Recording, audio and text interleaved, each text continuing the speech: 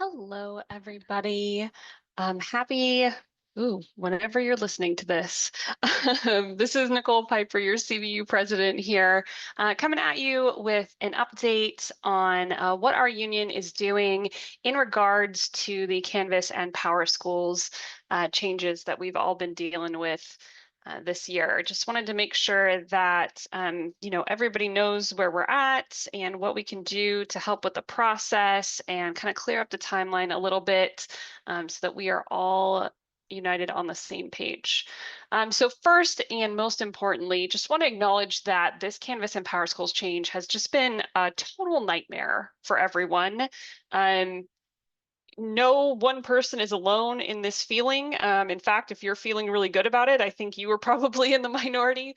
Everyone that I've talked to has just been heroically battling their way through this year, just really trying to do their best for their students. And I am in awe of all of you, and you are amazing. As a little bit of evidence to what we're talking about here, so far on our survey that we sent, asking how many additional hours per week folks have spent working because of just Canvas and PowerSchool compared to past years, you can see that over 38% of people said 6+ hours a week. 29% of people said 5 to 6 hours, and then almost 22% of people said 3 to 4 hours. So we're looking at dozens and dozens of hours of extra work, hundreds, thousands, I don't know, math teachers tell me, between all of us of extra work that you have been doing to try to make things work for your students with a program that is at times and is definitely not efficient even at the best of times.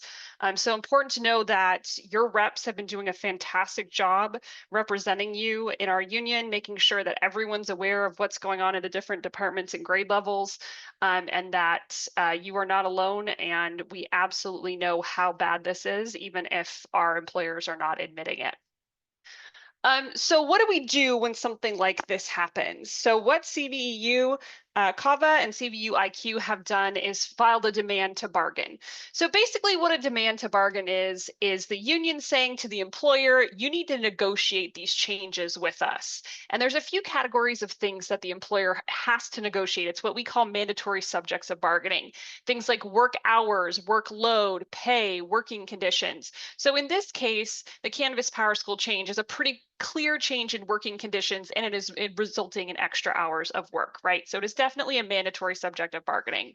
The goal of a demand to bargain is to protect our members from what we call unilateral employer changes. So the employer just making a big change without negotiating it with the union, which is obviously what happened in this case.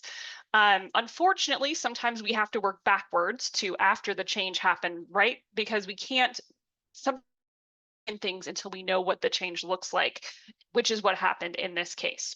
So the reason we filed is because of what we've talked about already, these big changes with Canvas and PowerSchools without negotiating the impacts. All of our members are facing extra hours of work and stress, and our demand to COV and IQ is stop making these changes in as much as possible, and let's get some relief for our educators. So here is what CVU is asking for. I've heard this question from a lot of folks in Discord, and the reps have been passing this on. What are we going to ask for to try to get relief on this issue? And there's kind of 4 big categories here. So the first thing is deadline extensions and protections. We want automatic extensions on deadlines for things that cannot be completed because of issues with Canvas and PowerSchools. We want a freeze on any disciplinary action or negative evaluations on any tasks that can't be completed because of Canvas or PowerSchools. And then we want some compliance safeguards for our SPED folks. If maybe people can't meet their timelines because they don't have what they need, they should not be getting in trouble either. The second category that we're looking for is workload adjustments. So probably the clearest way to make more time for these working condition changes that take more hours would be reduced meetings, right? We don't need to be sitting in a PD about AI or whatever when we have literally dozens of hours of work to do actually in our online school to get our kids up and running. And then streamline task expectations. We've noticed a lot of duplicating of things because of the new system. For just one example, having to send emails via Outlook and then document them in PowerSchools. We are going to try to cut down on those repeated duties. The third category is additional paid time. People should get paid for the work that they've done. So an ongoing stipend and extra pay for the continued extra hours that are going to keep going because this change has not stopped and does not seem to be settling down or stopping. Retroactive pay for the hours already worked that we saw on that pie chart earlier, and then also an automatic trigger for this money. Folks should not have to prove that they're working extra hours. It is very clear that Canvas and Powerschools require extra hours of work, and so people should be paid for that.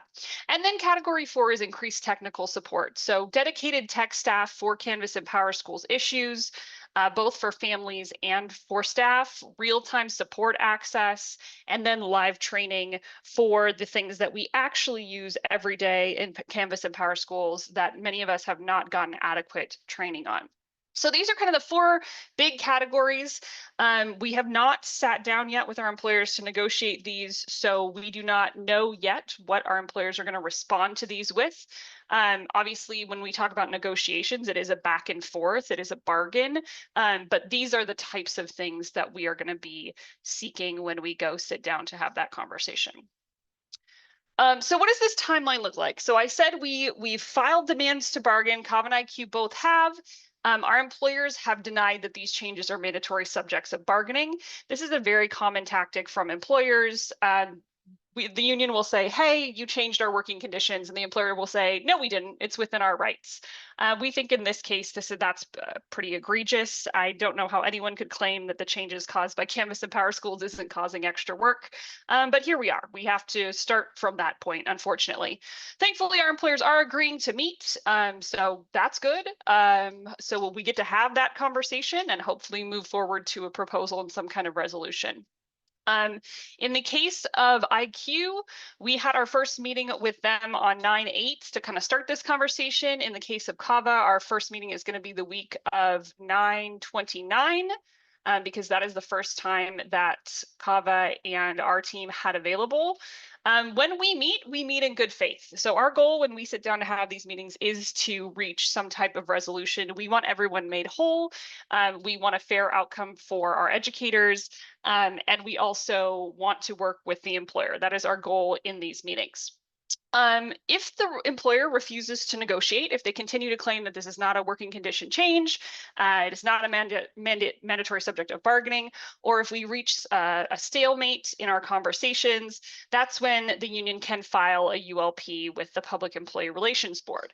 This is not our goal. As I said in step 2 there, our goal is to meet in good faith and to reach a resolution. This is only in the case that we cannot. If we do end up filing an unfair labor practice charge, PERB will investigate. This can take several months. So this is not a quick thing that happens. And then with PERB, there may be settlement talks with the PERB mediator, and then possibly a hearing and a decision. It's very common for PERB to send both the union and the employer back to negotiations to continue having the conversation. That's the most common outcome of this, which is why I say we really want to work hard in step 2 to get an agreement there. So what is this ULP, this unfair labor practice charge? What does that mean, Nicole? It's basically when the employer violates the law by refusing to bargain. Like I said, we file with PERB, and then PERB has the power to say, hey, employer, you need to go back to the table, back to the bargaining table and talk to the union. This is important to know about because unfortunately this process is slow by design. These statutory processes almost unilaterally benefit the employer, and they take a lot of time, which means that in the meantime, we are having to do all this extra work while we are trying to fight to get proper relief.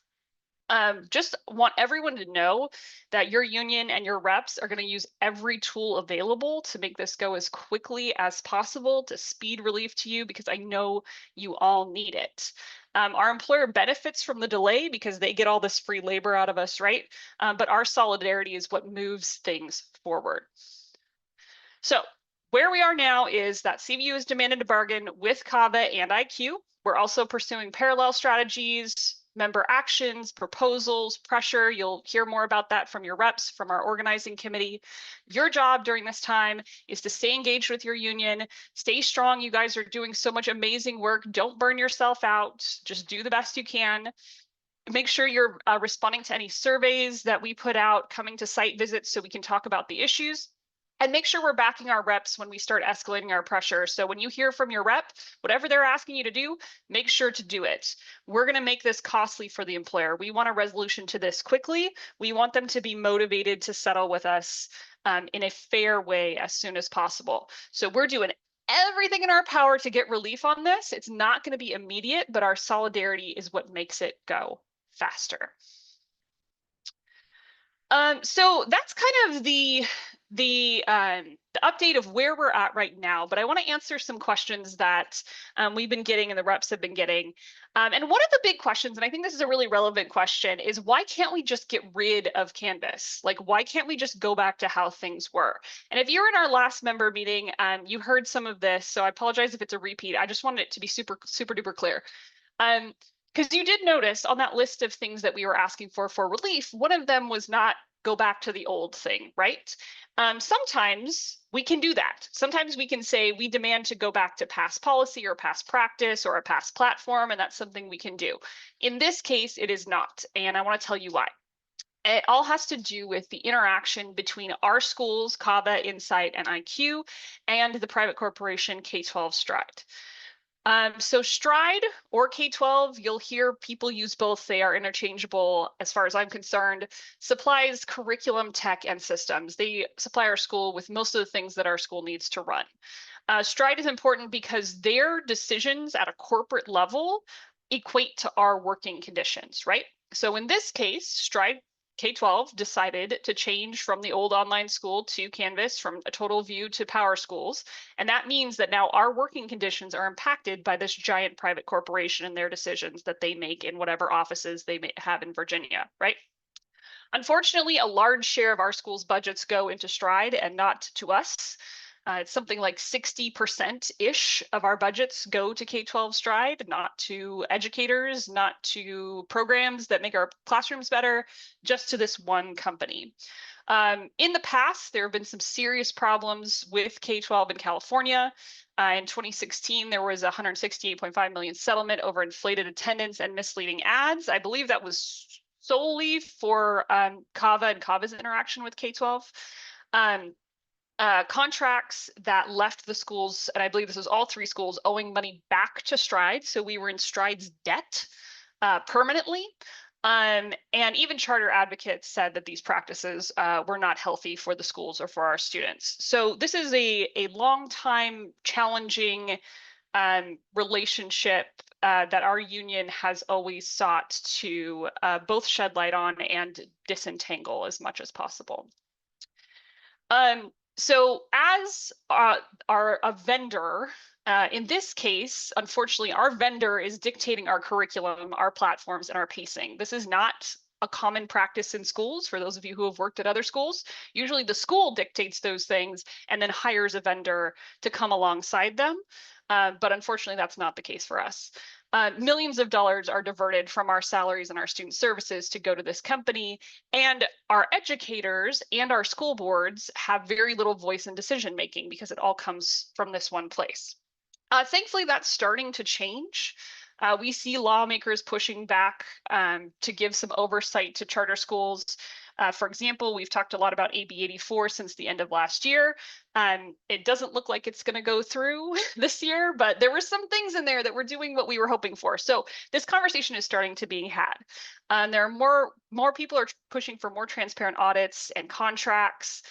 This is direct response to issues at schools like ours. You know, we hear a lot about really like serious issues of fraud and mismanagement, which I don't think is the case for our school. Really, it's this relationship that K-12 that is the issue. So how do we move forward? this is not just in the context of Canvas and Powerschools. This is in context of just how do we interact with this kind of system that we find ourselves in. The first thing that we can do is bargain more money into our salary schedules, right? Our educators in California deserve to get paid a fair living wage as professionals. And so the more money that can go to our educators is less money in the pockets of K-12, which is good. We can expose strides outside influence and spending. We can shed light on this. We are the people who have to deal with it every single day. So we're in the best place to show the negative impacts of this. And we can also support stronger laws and oversight, which is why CVU and CTA were in favor of AB 84 and are against SB 414, which we will be talking more about as the year goes on. So a very long answer to say, why can't we just get rid of Canvas and Powerschools and go back? Because K-12 Stride has made this switch and we cannot go back as long as we're in this relationship with K-12 Stride. So what do we do? All of this is big, and sometimes it feels like, wow, this is a lot to think about, and it feels bigger than me. So what do we do when we have a working condition change like this? And there's a few things that we can do. First thing is make sure that your union solidarity is on point. So if you don't have a yellow background or a yellow accessory or a CVU t-shirt on during all of your meetings, you have to. Because this is how we push back. If our employer doesn't know that we're unified, we're not going to be able to get the changes that we want. Make sure that you're participating in our actions, surveys, petitions, anything that your rep is asking you to do, take the time to do it because it makes a huge difference. This shows admin that we are not alone, that when we speak, it is all of us speaking. The next thing you can do, and this is something you can do just by yourself, is if you notice a policy or something that feels weird, ask questions and get them in writing. So these need to be emailed, work email, get an answer back in email. Where is this new policy or expectation written? When was it created? Is this optional or is this mandatory? What time is being made for this? We can be very, very polite, and should be, of course, we're at work, but we want to be clear. Like, we have the right to know what our job duties are, and who made the decisions about them, and like clarity around the subject. So don't be afraid to ask questions. It's super duper helpful when we are trying to understand what's happening and what types of changes we're dealing with. Step 3 is make sure you're talking to your rep. Let your rep know what's happening. If you don't know who your rep is, ask around, go to CVEU.me. I guarantee you somebody will be able to point you to your rep. I can point you to your rep. I have leadership contact information at the end of this video. Reach out to somebody. We'll get you connected. Your rep can help you assess the situation. They'll also connect you with the organizing committee if that is appropriate. You can also meet with your team at any time. You can go, hey guys, let's meet at lunch, grade level, department, whatever the case may be. Hey, look, I have these notes about this happening. Is this happening to you? Oh, I asked this and they told me this, right? Like, let's get on the same page and hear what everybody else on the team is experiencing. And then we're going to decide, do we want to push back, and how is the team feeling about this? Maybe somebody on the team has a solution for it, which is great. And then you're going to plan your response, which is the organizing flowchart on CVEU.me. It has all of these steps kind of in a beautiful visual version for my visual peeps. And it also has a survey for if your team decides they want to make an action, you can refer it to the organizing committee and they will help you plan it. And you'll have that support, which is beautiful. Alrighty, so like I promised, we are easy to get a hold of. We are easy to find. If you are completely lost and don't know who to talk to, you can always reach out to me, president@cvu.org. These are all of our wonderful CVU leaders elected on the left side, and then our committee chairs on the right. Really, I just want to say, like, stay strong. You guys are doing so much. Like I said at the beginning, you're going above and beyond for your students like you always do, and I would never expect any different. But please take care of yourselves. Please look out for your mental and emotional health and well-being. CVU is going to keep fighting and doing everything we can. But in the meantime, keep your solidarity up, take care of yourself, talk to each other, and I will give you updates as soon as we have any. Alrighty, team, have a good day. I'll talk to you all later. Bye.